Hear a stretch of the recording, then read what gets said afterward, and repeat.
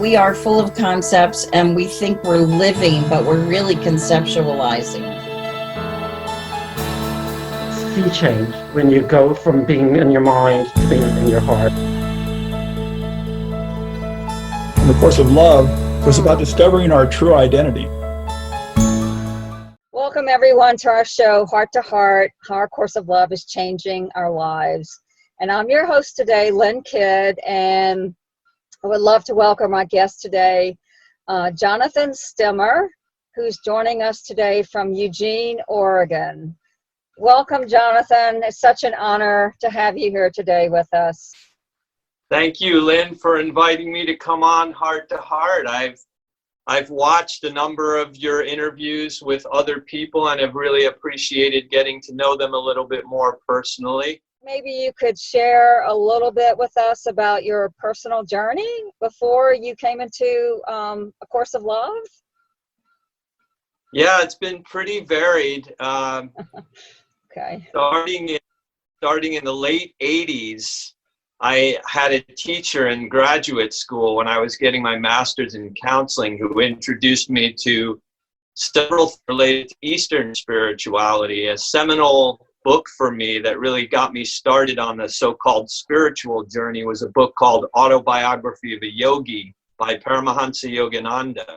But the funny thing is when I was in Tallahassee, Florida, it was the first time I actually put my hands on A Course in Miracles.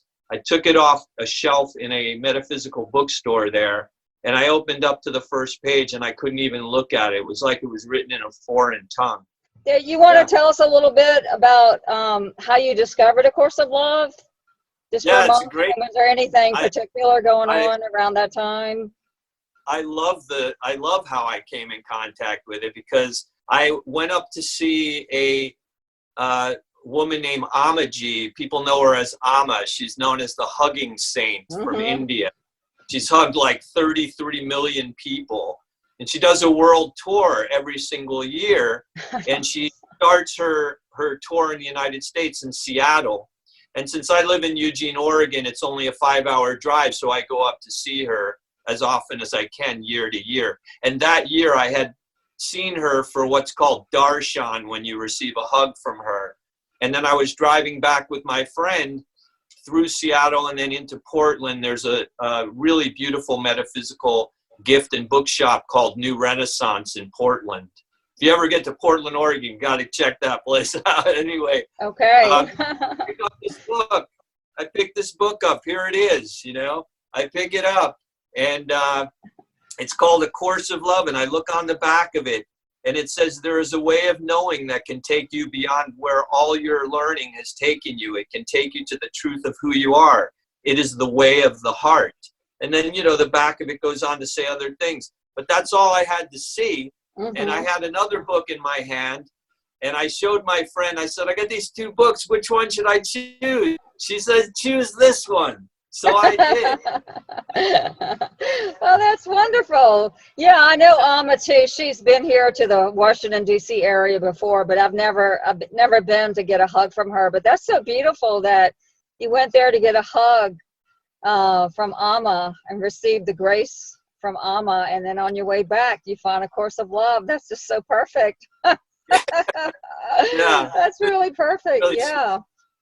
Now I have to say though that I brought it back, and now this was in the end of May of either 2015 or 2016. I think it was 2016, and I didn't even open it for probably 6 months. It just sat by my altar. I just didn't open it. And then once I started to open it and read it, and then read about Mari and how she brought it forth, and then I immediately felt a connection to it, like right away. Just before our interview this morning, I happened to watch your interview with Laurel, and I love what she said about it being a transmission.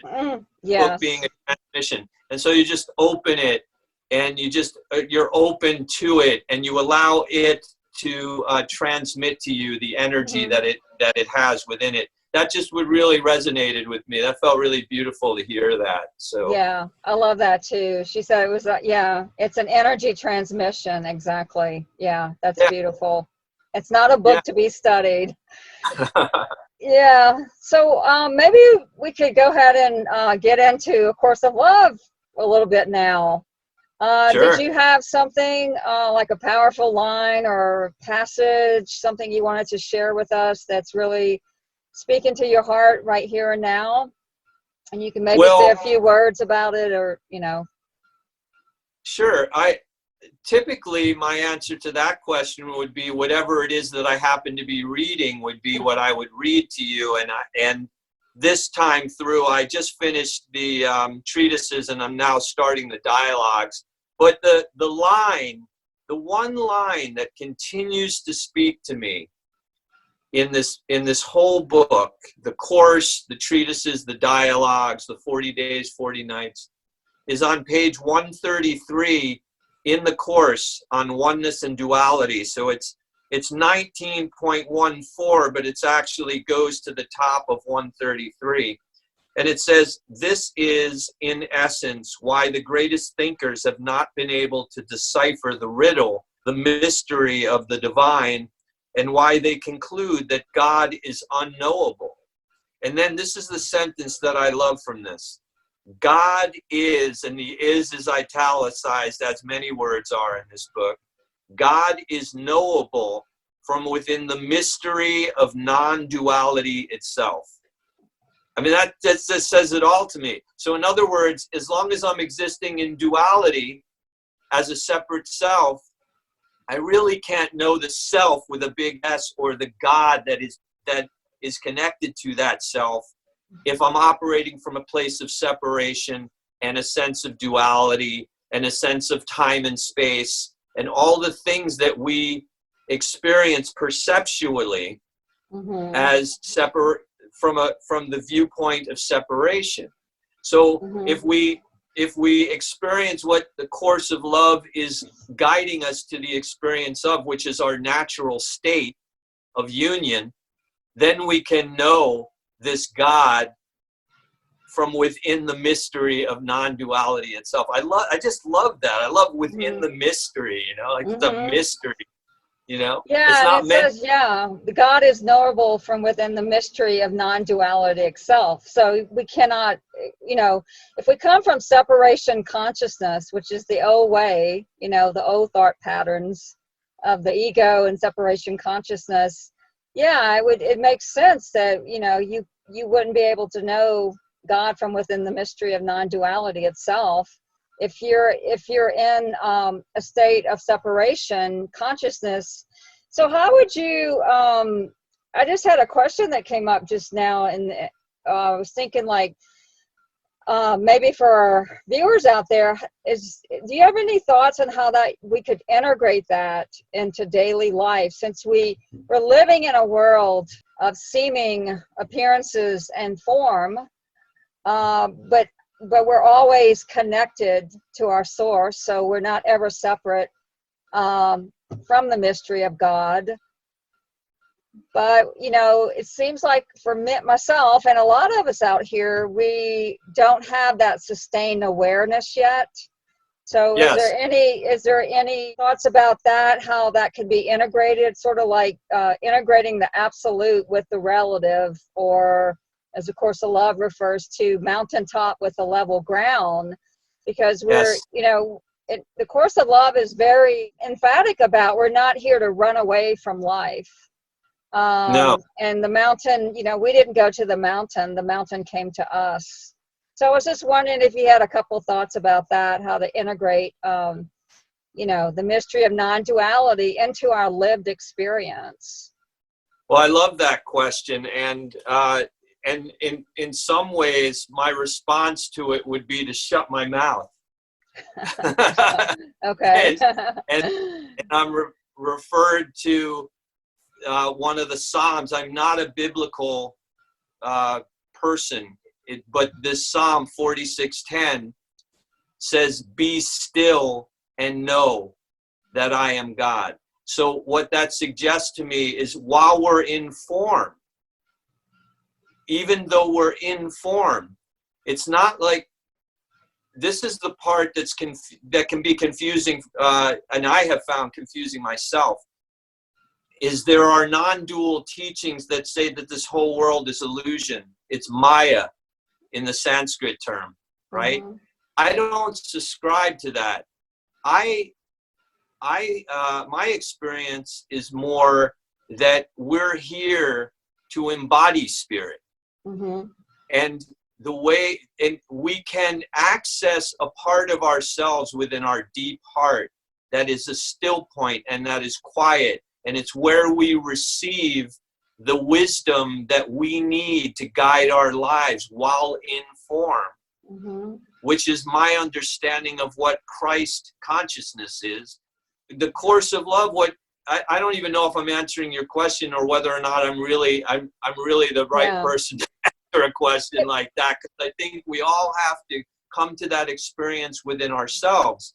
I Mhm. would say I would also answer it by quoting Rumi, because I love Okay. Rumi, and Rumi has a quote: "Our task is not to seek for love, Mhm. but merely to seek and find all the barriers we have built against it." Okay. So this is called a course of love. Mhm.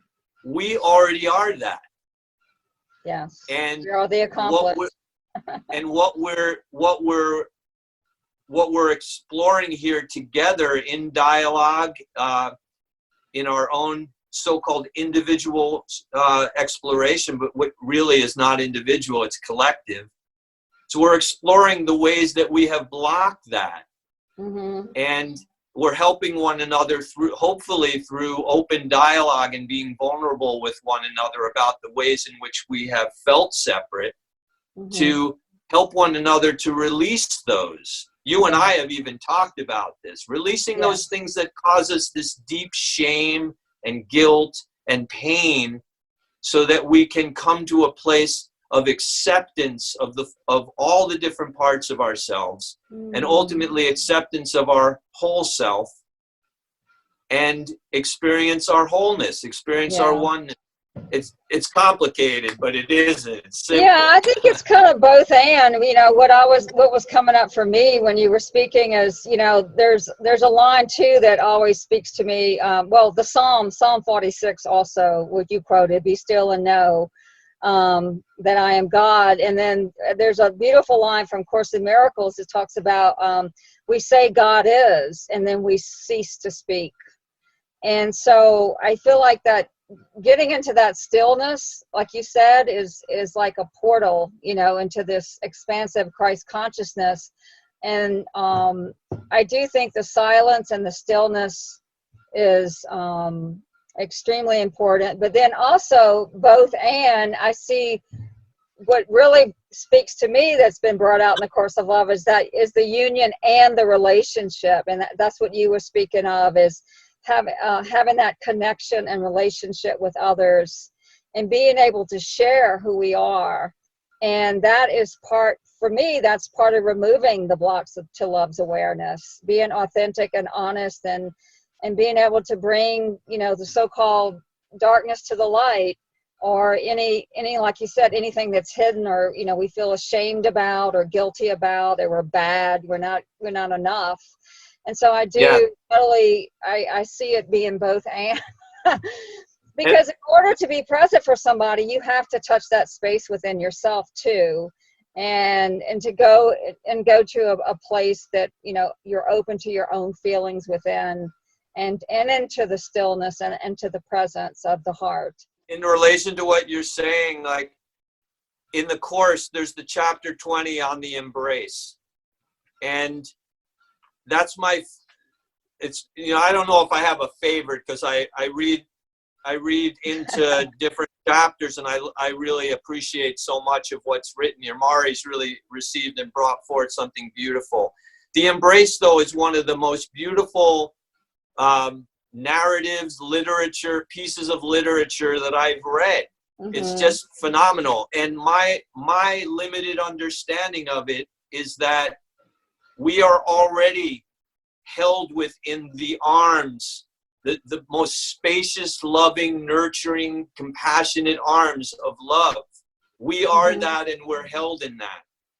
Oh, well, that's beautiful. That was a really sort of kind of nice summary. It's interesting too, that quote from Rumi also wound up in the Course in Miracles. I don't know if you realize that or remember it from the Course in Miracles, but it's not your it's not your task to seek for love, but it is your job to seek to remove all the barriers that you have erected against love. And yeah, it's pretty much repeated again in A Course in Miracles. So I don't know what it's interesting. That's a sort of scholarly debate, but it's interesting that it did show up again in A Course in Miracles, that same quote.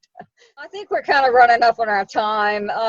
Did you have any last minute words of wisdom or like you wanted to share with our viewers out there, like somebody that's brand new to A Course of Love or coming into A Course of Love for the very first time, may even be seeing this video today, like for the first time, and say, wow, what's A Course of Love?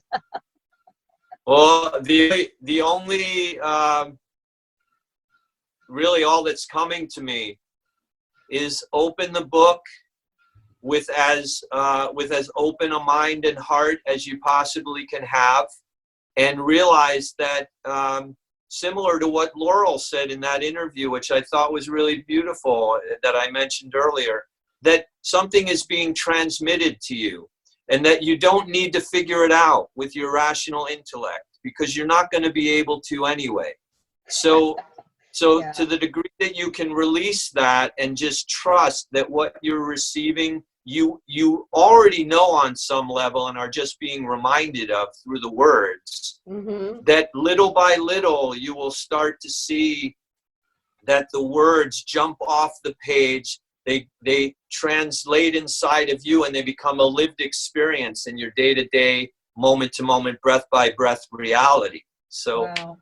Yeah, well, thank you, Jonathan. It was such an honor to have you join us today. Thank you, Lynn. I appreciate spending the time with you. Same here, Jonathan.